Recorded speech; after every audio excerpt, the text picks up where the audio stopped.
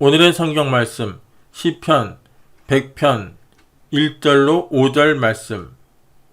온 땅이여 여호와께 즐거이 부를지어다. 기쁨으로 여호와를 섬기며 노래하면서 그 앞에 나아갈지어다. 여호와가 우리 하나님이신 줄 너희는 알지어다. 그는 우리를 지으신 자시요 우리는 그의 것이니 그의 백성이요 그의 기르시는 양이로다.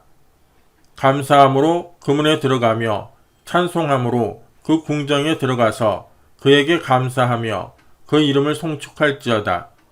대저 여호와는 선하시니 그 인자하심이 영원하고 그 성실하심이 대대에 미치리로다. 주님 좌우에 계신 분들에게 우리 주님께 감사합시다. 인사와 주시기 바랍니다. 오늘 저는 여러분과 함께 추수감사의 뜻이라는 제목으로 은혜를 나누고자 합니다. 여러분, 삶의 성공과 실패는 우리의 운명과 환경이 아니라 어떤 운명과 환경에 우리를 던져놓았을지라도 그곳에서 우리가 가지는 마음의 태도에 달려있는 것입니다. 우리 사람의 마음이 잘못된 태도를 가지고 있으면 어떤 복된 처지에 갖다 놓아도 그는 실패합니다. 그러나 마음의 태도가 올바른 사람은 어떻게 어려운 환경에 갖다 놓아도 그 환경을 변화시키고 위대한 성공을 가져오게 되는 것입니다. 그러므로 사람은 이 세상에 살면서 자기의 잘못된 마음의 자세를 고치고 감사하고 찬송하는 긍정적인 삶의 자세를 취해야 하나님이 주시는 시간과 공간에서 하나님이 주시는 만물을 가지고 성공적으로 인생을 살 수가 있는 것입니다.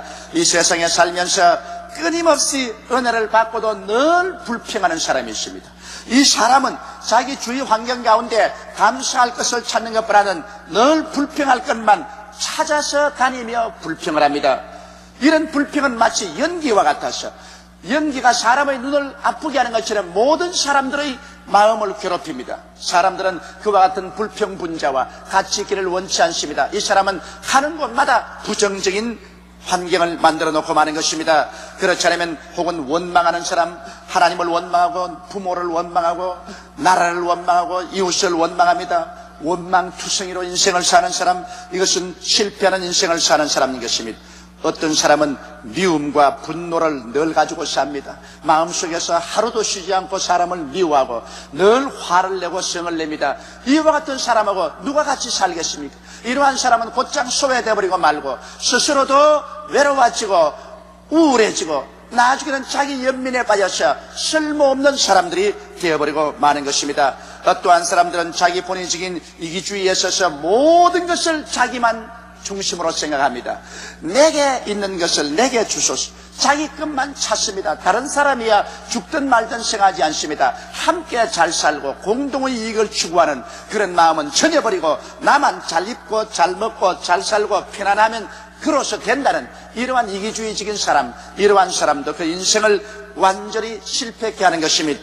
여러분, 이와 같은 여러 가지 잘못된 마음의 태도를 가지고 살면은 그 마음속에 부정적인 태도가 꽉 들어차게 되고, 그리고 어느 곳에 앉아 사람들과 대결을 되게 되고 오해를 가져오고 불협화음을 가져오게 되는 것입니다.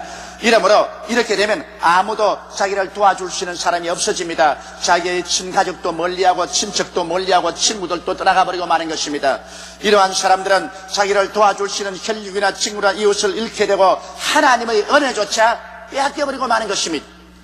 그러나 그와 반면에 인생을 항상 감사와 찬송으로 사는 사람이 있는 것입니다. 어느 곳에 가든지 그는 감사할 것을 찾고 찬양할 것을 찾습니다. 좋은 것을 가지고만 감사하는 것이 아니라 좋지 않고 어려운 일에도 감사하고 찬송하는 사람이 있습니다. 이러한 사람은 같이 살기에 참으로 즐거운 사람인 것입니다. 언제나 그런 마음이 밝고 맑고 환하고 긍정적이고 적극적인 것입니다. 감사와 찬송은 우리의 마음을 밝고 맑고 환하게 만들어주는 것입니다. 또 이 세상에 살면서 언제나 마음에 사랑을 동기로 가지고 살면서 사람들을 이해하고 동정하려고 애를 쓰고 편벽됨이 없는 이해하는 마음을 가지고 사는 사람들이 있는 것입니다. 이러한 사람들은 언제나 그 마음이 긍정적이고 적극적인 것입니다. 이러한 태도를 가지고 있으면 많은 돕는 자가 생겨나고 친구가 생겨나고 어려운 일을 당하면 수많은 사람들이 와서 함께 짐을 짊어져 주시고 이러한 사람이 엎드려서 기도하면 하늘에 계신 하나님조차도 그 기도를 들어주시는 것입니다. 그러므로 하나님께서는 우리에게 범사에 감사하라고 말씀하는 것입니다. 범사라는 것은 좋은 일만이 범사가 아닙니다. 나쁜 일도 범사인 것입니다. 좋은 일은 하나님이 좋게 해주시니 감사한 일이고 나쁜 일이 생기면 그 나쁜 일조차도 전국적으로 합쳐서 하나님께서 좋게 만들어줄 것을 믿고 감사드릴 수 있는 이 범사에 감사하는 마음을 하나님은 가지라고 말하고 계신 것입니다.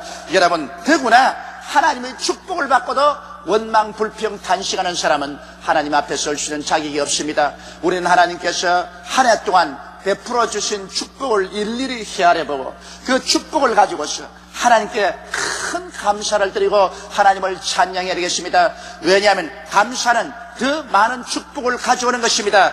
촛불을 보고 감사하면 전등불이 오고 전등불을 보고 감사하면 달이 오고 달을 보고 감사하면 태양이 오고 태양을 보고 감사하면 천국이 우리에게 다가온다고 설포주저는 말한 것입니다.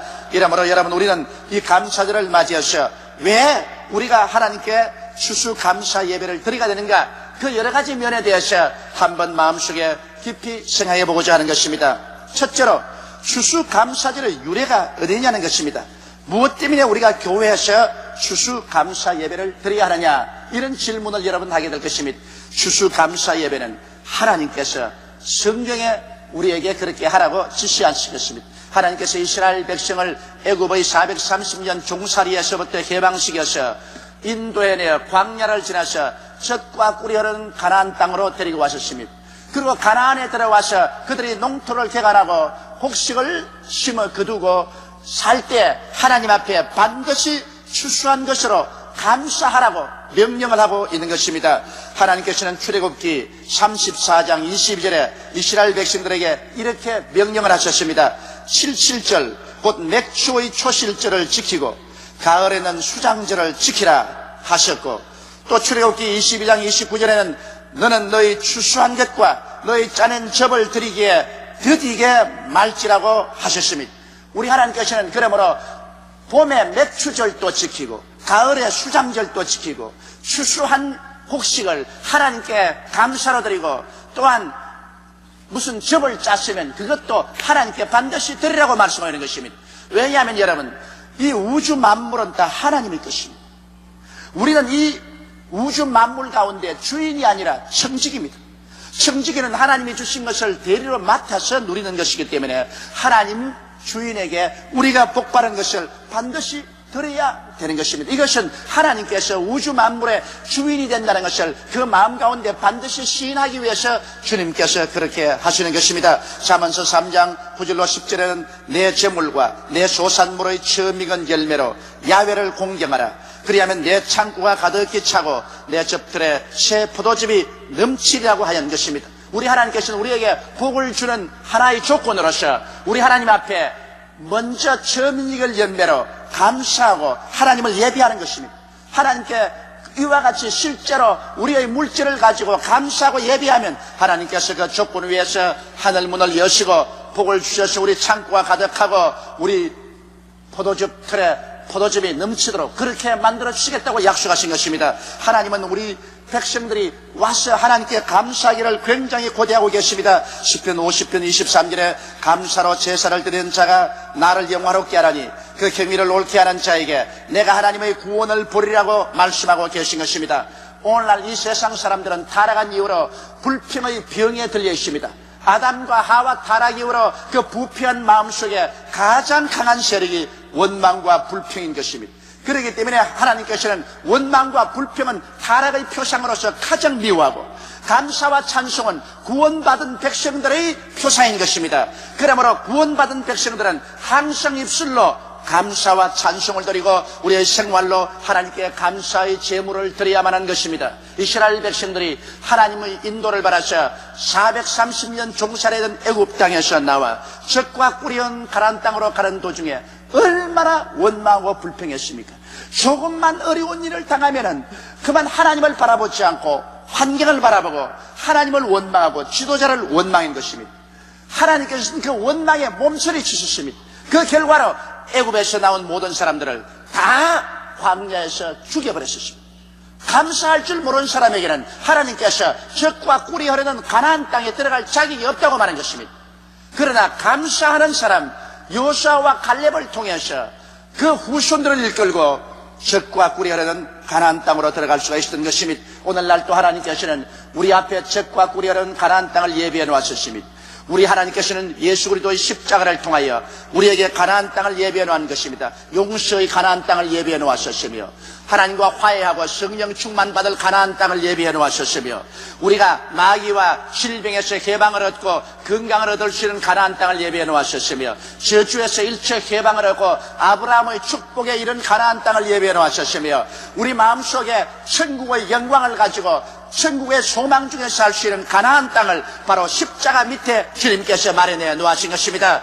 다윗은 야훼는 나의 목자시니 내게 부족함이 없다고 말했는데 바로 우리 하나님께서 우리에게 부족함이 없는 푸른 초장과 쉴만한 물가는 오늘날 우리 십자가 밑에 하나님께서 펼쳐놓은 것입니다. 그러므로 십자가 밑은 우리의 목장이요 우리의 가나안 땅인 것입니다. 우리가 십자가를 통해서 하나님께서 펼쳐놓은 이 오중복음의 놀라운 축복의 목장 가나안 복지에 들어가기 위해서는 우리 마음속에 원망과 불평과 탄식을 제껴버려 만드는 것입니다. 원망과 불평과 탄식하고 있으면 이 가나안 땅과 우리는 상관이 없습니다. 주 앞에 나가는 자는 감사함으로 그 앞에 나가며 찬송함으로 그 앞에 나가라고 말하는 것입니다. 감사와 찬송이 바로 하나님 앞에 나가는 문을 활짝 열어놓게 되는 것입니다. 그렇기 때문에 우리가 이 추수감사절뿐 아니라 이때를 기준으로 해서 우리의 마음 가운데 원망과 불평의 그 모든 해독을 다 씻어내버리고 우리 주 예수 그리스도의 은혜를 인하여서 아버지 하나님께 감사하고 찬송하며 감사와 찬양의 제물을 가지고 주 앞에 나가서 하나님 앞에 연락당하고 하나님의 사랑을 받고 하나님의 은총을 받는 여러분 되시기를 주님 이름으로 축원합니다. 그러면 둘째로 우리나라에 언제 이 감사절이 들어왔느냐? 물론 추수감사절은 성경이 말씀한 것이지만 언제 이 추수감사절기를 우리 교회에서 지키게 되었냐, 이 역사적인 사실을 우리가 좀 알아봐야 되는 것입니다. 우리나라의 교회의 추수감사절은 미국 선교사들에 의하여 복음선교와 함께 우리나라에 들어오게 된 것입니다. 그러면 미국 선교사들은 어디에서 이 감사절기를 지키도록 우리에게 가져왔을까요? 지금으로부터 369년 전 1620년 9월에 영국의 청교도들이 도저히 영국의 구교의 제임스 왕 밑에서 살 수가 없었습니다. 마르틴 루터의 종교개혁 이후로 영국에 새로운 신앙운동이 나섰습니다. 하나님 말씀만 믿고 믿음으로 의롭다함을 얻는 이 신앙의 운동이 일어나자 수많은 사람들이 예수를 믿고 청결한 삶을 사는 그런 운동이 났습니다. 그래서 제임스 왕이 이러한 신자들을 보고 청교도라고 말했었습니다. 이 청교도들이 제임스 왕의 그 구교의 압력에 견딜 수가 없었어요. 그들은 자유롭게 하나님을 섬기며 하나님께 영광을 돌린 신천신지를 찾아가자고 작정을 했었습니다. 그래서 청교도 102명이 메이플라워라는 배를 타고 화란의 항구에서부터 출발해서 장장 석 달을 파도가 센 태스양에 목숨을 걸고 도전해서 미국의 동부 해안으로 간 것입니다. 그 당시에 배란 범선으로 얼마 크지 않습니다. 이러한 배가 태스양을 3개월이 걸려서 건너갔습니다. 요새 비행기로는 불과 5시간이면 건너가는 곳인데요. 벌써 배를 타고 건너오는 동안에 많은 사람이 배 안에서 죽었었습니다. 그리고 육지에 도착했을 때는 건강한 사람이라고는 5, 6사람밖에 없었다고 말하고 있는 것입니다. 그러한 어려운 가운데 그들은 육지에 내려서 통나무를 베어서 교회당을 짓고 그리고 그 다음 그들이 살 주택을 지었었습니다. 황무지를 있는 힘을 다해서 노심초사하며 개간했었습니다. 씨를 뿌리고 사는 동안에 아메리칸 인디안의 공격을 받아서 남은 사람들도 많이 죽고 부상을 당했었습니다. 그들은 원망하고 탄식할 수밖에 없습니다. 너무나 많은 희생을 겪었었습니다. 그럼에도 불구하고 가을에 추수에서는 바로 부모와 형제와 처자들이 묻힌 공동묘지 옆에서 그들은 거대한 추수감사 예배를 드렸었습니다. 하나님 앞에 여러 가지 추수한 것을 나와서 우리 아버지 하나님께 감사의 제사를 드렸었습니다. 하나님께서는 그들이 눈물로 제사 드리는 것을 기쁨으로 받아들였었습니다. 하나님이 얼마나 그 추수 감사 예배를 기뻐하셨던지 그때로부터 하늘 문을 여시고 주님께서 미국에 복을 내려 주셔서 불과 300년 역사 가운데 미국은 인류 역사상 제대로 부유하고 강한 나라가 되어버리고 마는 것입니다. 이 사실을 우리가 보게 될 때 감사와 찬송으로 시작한 나라는 하나님께서 흥하게 하고 하나님께서 왕성하게 한다는 것을 우리는 볼 수가 있는 것입니다. 바로 미국 선교사들이 이 추수감사절기를 우리 한국의 복음을 전가하면서 가지고 와서 그때부터 우리 한국교회가 추수감사절기를 지나게 된 것입니다. 유독 이 아시아의 여러 나라 교회 중에서 한국교회만이 이 추수감사 예배를 적극적으로 드립니다. 그리고 추수감사 예배 때 우리는 그냥 나오지 아니하고 1년 동안 하나님께 복을 주신 것을 기억하고 있는 힘을 다해서 귀한 물질을 하나님 재단에 바치고 우리가 예배를 드리기 시작하는 것입니다. 많은 교회들이 이 추수감사 예배 받는 헌금을 가지고 그 한 해에 모자란 예산을 다 메꾸는 그러한 교회 행정을 하고 있는 것입니다. 이와 같이 한국 교회가 오늘날 눈부시게 성장하고 발전하여 온 세계의 선망의 대상이 된 것도 한국 교회가 이 추수감사절기를 지키며 하나님께 적극적으로 감사하는 행동을 하기 때문에 하나님께서 기뻐하사 하늘 문을 여시고 우리에게 복을 내려 주신 것입니다. 이러므로 우리가 하나님께 끊임없이 감사의 제단을 쌓아야 됩니다. 교회에서도 감사의 제단을 쌓고 가정에서도 감사의 제단을 쌓고 또 국가적으로도 우리 하나님께 나와서 우리가 감사의 제단을 쌓아야 되는 것입니다. 감사로 제사를 드리는 가정은 하나님을 영화롭게 하고 감사로 제사 드리는 그 교회가 하나님을 영화롭게 합니다. 감사하는 그 국민이 하나님을 영화롭게 합니다. 하나님을 영화롭게 하고 빈손 들고 돌아올 수가 없습니다. 왜냐하면 하나님을 영화롭게 하면 하나님이 그 오른팔의 능력을 나타내 주셔서 우리에게 하나님의 구원을 베풀어 주시는 것입니다. 하나님은 우리의 영혼이 잘됨같이 범사에 잘되며 강건하고 생명을 얻되 넘치게 얻는 기적을 우리에게 반드시 베풀어 주는 것입니다. 이러므로 우리는 매일같이 결심을 하고 좋을 때나 어려울 때나 밝은 날이나 어두운 날이나 맑은 날이나 비 오는 날이나 하나님 앞에 감사할 조건을 찾아서 하나님께 감사 찬송하며 감사의 예물을 주께 드리는 삶을 살아야 되겠습니다. 셋째로, 그러면 왜 하나님은 추수감사를 기뻐하시는가? 그 이유를 우리가 한번 알아보십시다. 추수감사 행위는 하나님을 인정하는 것이기 때문에 우리는 하나님께 드려야 되고 하나님이 기뻐하시는 것입니다. 하나님께서는 하늘도 하나님이 지으셨고 땅도 하나님이 지으셨습니다.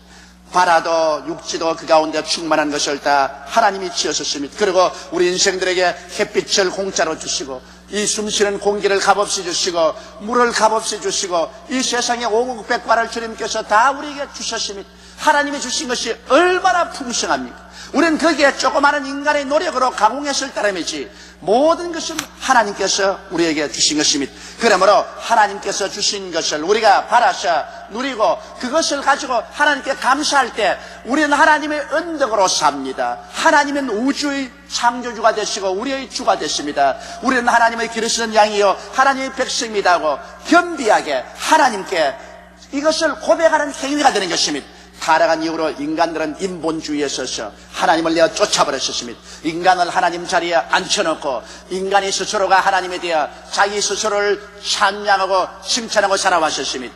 하나님은 이 인본주의를 미워하시는 것입니다. 인본주의를 따라가는 모든 사람들은 마지막 심판을 받고 불과 유황으로 타는 못에 떨어질 것입니다. 그러나 인본주의에 처한 사람은 하나님을 인정도 아니하고 하나님께 감사도 하지 않습니다. 그러나 추수감사 예배를 드리는 사람은 1년 내내 우리를 두루 살펴주시며 우리에게 복을 주시는 하나님이 계신 것을 인정하고 하나님께 예배를 드리기 때문에 하나님께 기뻐하시는 것입니다. 여러분, 이 세상 모든 인격자는 인정받기를 바랍니다. 인격을 가진 사람은 무시당하고 멸시당하면 그곳에서 소멸되는 것입니다. 어떠한 남편도 무시당하면 그 남편은 아무 일도 못하면, 어떠한 아내도 무시당하면 그 가정에서 생기를 잃어버리고 삶의 이욕을 상실해버리는 것입니다. 자녀들이 부모에게 너무 무시당하면 그만 방탕해버리고 마는 것입니다. 사람들은 모두 다 인격을 가지고 있기 때문에 인정을 받기를 원합니다. 하물며 하나님이 당신의 백성들에게서 인정을 받아야 될 것은 마땅한 일인 것입니다. 이러므로 우리는 감사를 드려서 하나님을 인정하는 행위를 해야만 하기 때문에 하나님은 추수감사 예배를 기뻐하시는 것입니다. 또 추수감사 예배는 좋으신 하나님을 고백하는 행위인 것입니다. 왜냐하면 우리 하나님은 좋으신 하나님인 것입니다. 하나님이 우리에게 나쁜 일 해준 것은 한 번도 없습니다. 도적이 오는 것은 도적질하고 죽이고 멸망시키는 것뿐이요, 인자가 온 것은 양으로 생명을 얻게 하되 풍성히 얻게 하려 왔다고 말한 것입니다. 하나님이 좋은 하나님이 아니시면 왜 하나님께서 세상을 이처럼 사랑하사 독생자를 주셔서 그 예수께서 나쁜 죄를 대신 짊어지고 가시며 원한과 미움의 담을 대신 흘려버리시며 마귀와 질병을 모두 다 격파하시며 저주와 가난을 한 몸으로 다 청산하시며 사망과 지옥을 다 멸하시고 우리에게 구원을 베풀려고 애를 쓰실까요? 예수님께서 와서 우리에게 주신 것은 나쁜 것은 하나도 없습니다. 가는 곳마다 죄를 용서하고 귀신을 쫓아내고 병을 고치고 가난한 자에게 먹을 것을 주시고 절망에 처한 자에게 소망을 주시고 죽은 자를 살리는 일밖에 한 것이 없습니다. 마귀는 나쁜 마귀입니다. 마귀는 아담과 하와를 깨어서 하나님을 반역하게 하고 하나님께 버림받게 하고 난 다음 마귀가 갖다 준 것은 무엇입니까? 인간에게 죄를 갖다 주고 하나님과 원한 관계를 만들어 놓고 그 결과로 마귀는 우리를 주인 노릇하며 소유해버리고 마음을 부패하게 하고 육체를 부패하게 해서 죽게 만들었습니다. 생활을 언제나 저주로 이끌어가기를 원하고 멸망과 지옥으로 우리를 이끌어가기를 원하는 것입니다. 그러므로 우리 하나님은 좋은 하나님인 건데 이 좋은 하나님께 우리가 감사의 제물을 드린 것은 하나님이 내게 좋은 것을 해줬다는 것을 고백하는 행위인 것입니다. 좋은 것으로 우리를 기쁘게 살게 하시는 좋으신 하나님께 우리가 감사를 드리지 우리에게 악을 행하고 나쁘게 행한 자에게 감사를 드릴 턱이 없습니다. 이 세상에도 우리에게 은혜를 베푸신 이에게 우리는 가서 감사하지 않아요? 우리가 감사를 드리고 찬양을 드리면 반드시 그 대가로서 축복이 오는 것입니다. 이처럼 우리는 좋으신 하나님을 인정하기 위해서 우리가 감사의 제물을 드리게 되는 것입니다. 또한 우리가 감사의 예물을 드리는 것은 하나님께서 장래에도 은혜와 복을 주실 것을 믿는 믿음의 행위인 것입니다. 지금까지 받은 은혜를 내가 감사함으로 장차도 하나님께서 이런 은혜를 더욱 주실 것을 믿습니다. 그 행위가 바로 11조와 헌물, 감사 이런 것입니다. 말라기 3장 10절로 12절에 만군의 야훼가 이르노라 내가 너희의 온전한 11조를 창고에 들여 나의 집에 양식이 있게 하고 그것으로 나를 시험하여 내가 하늘 문을 열고 너희에게 복을 쌓을 것이 없도록 붙지 아니하나 보라. 만군의 야훼가 이르노라 내가 너를 위하여 황충을 금하여 너희 토지 소산을 멸하지 않게 하며 너희 밭에 포도나무의 과실로 귀한 질에 떨어지지 않게 하리니 너희 땅이 아름다워짐으로 열방이 너희를 복되다리라. 만군의 야훼의 말이니라. 하나님은 거짓말을 하지 않습니다. 하늘을 지으신 하나님, 땅을 지으신 하나님은 거짓의 하나님이 아닌 것입니다. 하나님의 말씀은 바로 그 속에 하나님이 거하는 곳입니다. 말씀이 곧 하나님이신 것입니다. 바로 하나님께서 이 말씀을 통해서 우리가 11조나 큰 물을 들여서 하나님께 감사의 제사를 드리면은 하나님께서는 우리의 환경 속에 모든 저주를 제하여 주겠다고 약속하고 계신 것입니다. 우리의 생활을 파탄케 하는 여러 가지 저주를 하나님께서 제하여 주시고 우리로 하여금 진실로 하나님의 축복 속에 살고 다른 사람조차도 저 사람들은 하나님께 복받은 사람이라고 시인하도록 만들어주겠다고 한 것입니다. 그렇기 때문에 우리는 하나님의 이와 같은 약속에 서서 장차도 계속해서 하나님이 축복해 주실 것을 믿는 믿음의 행위로서 우리는 하나님께 감사의 예물을 드리게 되는 것입니다. 성경에는 심고 거두는 법칙이 있습니다. 그러므로 적게 심는 자는 적게 거두고 많이 심는 자는 많이 거둔다는 말이 옳다고 바울 선생은 말씀한 것입니다. 우리 자연의 법칙에도 여러분 적게 심으면 적게 거두고 많이 심으면 많이 거두입니다. 아무것도 심지 않으면 황무지가 되고 잡초만 무성할 따름인 것입니다. 이러므로 이것이 또한 영적인 법칙도 되는 것입니다. 영적으로도 우리가 무엇인지 우리의 행위에서 하나님 앞에 많이 심으면 많이 거두게 되고 적게 심으면 적게 거두게 되는 것입니다. 하나님은 이 법칙을 무시하지 않습니다. 이렇기 때문에 우리의 삶 속에 우리는 하나님 손에 언제나 심어야 됩니다. 사랑의 행위도 심고 헌신의 행위도 심어야 되는 것입니다. 물질도 하나님 손에 심어야 되는 것입니다. 내가 마음대로 다른 데 심었어야 무슨 소용이겠어요. 우리에게 넘치게 주시는 하나님의 손길에 우리는 심어야 되는 것입니다. 그러면 심고 거두는 법칙에 의해서 우리가 감사로 심어놓으면 하나님께서 감사로 우리를 돌려주시는 것입니다. 주라 그리하면 돌려줄 것이니 곧 후이 되어 눌러 흔들어 넘치게 해서 안겨주려고 하나님께서는 약속하여 주신 것입니다. 이러므로 오늘 이 시간 우리는 1년에 한 번씩만 모여서 이렇게 감사의 예배를 드릴 것이 아니라 우리의 가슴 속에 매일같이 감사의 제단을 쌓아야만 되는 것입니다. 우리 저녁에 잠자리에 들어갈 때도 감사의 찬송을 가지고 들어가고 아침에 일어날 때도 감사의 찬송이 우리 마음속에 향기같이 하나님께 올라가도록 해야 될 것이며 하루 종일 우리는 하나님께 감사와 찬송을 드려야 될 것이며 그리고 우리 생활에 성령의 인도함을 통해서 언제나 하나님께 감사와 찬미의 예물을 가지고 또 선물을 가지고 하나님께 나와서 주를 경배하는 우리들이 되겠습니다. 하나님께서 무엇이 부족해서 우리에게 선물을 구하는 것이 아닙니다. 우리가 마음에 감사의 진실성을 표시하기 위해서 우리 하나님께 선물을 가지고 나오는 것입니다. 하나님을 적게 사랑하고 적게 감사하면 적게 우리 감사의 예물을 드릴 것이고 하나님을 많이 사랑하고 많이 감사하면 또 많이 우리 하나님께 예물을 드릴 것입니다. 세상에 준 것은 도로 돌아오지 않을는지 모르겠지만 하나님은 우리에게 바라시고 난 다음에 그것을 모른 채 하지 않습니다. 하나님께 주시는 것은 하나님께서 더 많이 주시기 위해서 우리에게 그렇게 하시는 것입니다. 저는 언제나 이 이야기를 기억합니다. 어느 가난한 과부가 겨울을 지나는데 추운 겨울에 관우질삭을 해서 먹고 삽니다. 그런데 애들이 화로가에 모여서 엄마 배고파 먹을 걸 달라 그럽니다. 그런데 이웃집에서는 부잣집이 사는데 떡을 찍는 소리가 쿵쿵하고 납니다. 애들이 엄마 이웃은 떡 찍어 먹는데 엄마 이웃은 떡 찍어 먹는데 엄마가 눈물을 툭툭툭 흘리고 있다가 한참 안에 그래 우리도 떡 해먹자. 보리밥 죽도 못 먹는데 무슨 떡을 해먹어요. 그러나 애들이 좋다고 신난다고 박수를 쳤습니다. 그 엄마가 부엌에 가더니만 보리쌀을 가지고서 보리 누룽지를 만들었어요. 아주 곱게 보리 누룽지를 만들었어. 그것을 좋은 바구니에 담습니다. 애들이 와보고 엄마 떡 해먹는다 하더니 이거 보리 누룽지야? 보리 누룽지 아니야? 아니야. 지금 떡을 너희들에게 먹게 해줄게. 그리고 맏딸을 불렀어. 얘야 이 보리 누룽지를 곱게 담았으니까 이걸 잘 덮었어. 이 떡 찍는 저 집에 갖다 드려라. 가서 주인에게 말하기를 우리 어머니가 날씨도 춥고 궁금한데 보리 누룽지를 만들었더니 어찌나 맛이 있어서 그냥 먹을 수가 없어서 나누어 먹으려고 가져왔습니다. 그렇게 말을 해라. 그 이상은 다른 말 하지 마라. 그래서 걔가 가서 아주머니 계세요? 그래 누구냐? 이웃에서 왔어요. 오냐 들어오너라. 그 뭐니? 예 우리 어머니가요 날씨도 춥고 궁금한데 보리 누룽지를 만드는데 하도 맛있어서 같이 나누어 먹자고 가져왔어요. 그래 여기 어디 가져오너라. 보더니만 그 집에는 개도 안 먹는 거거든. 그러나 그 정성이 고맙단 말입니다. 보리 누룽지가 문제가 아니라 그 자기 끝이 해먹을 것인데 이웃에 고맙다고 나누어 먹겠다 가져오는 것이 너무 감사하니까 야 너 어머니 가서 정말 맛있게 먹는다고 말해라. 그러면서 부엌에 있는 애를 보면서 얘야 그 지금 찌고 있는 그 떡 큼직하게 돌아내 가지고서 이 바구니에 담아라. 그래서 돌려줘.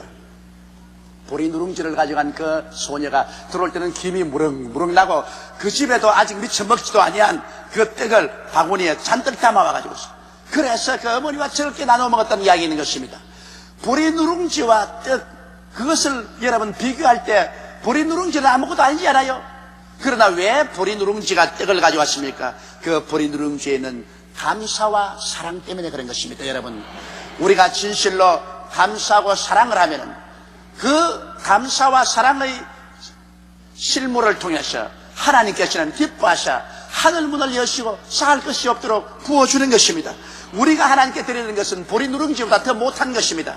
그러나 진실한 우리의 감사, 진실한 사랑이 당해있을 때 하나님은 그 보리 누룽지를 보지 않고 우리의 감사를 보시는 것입니다.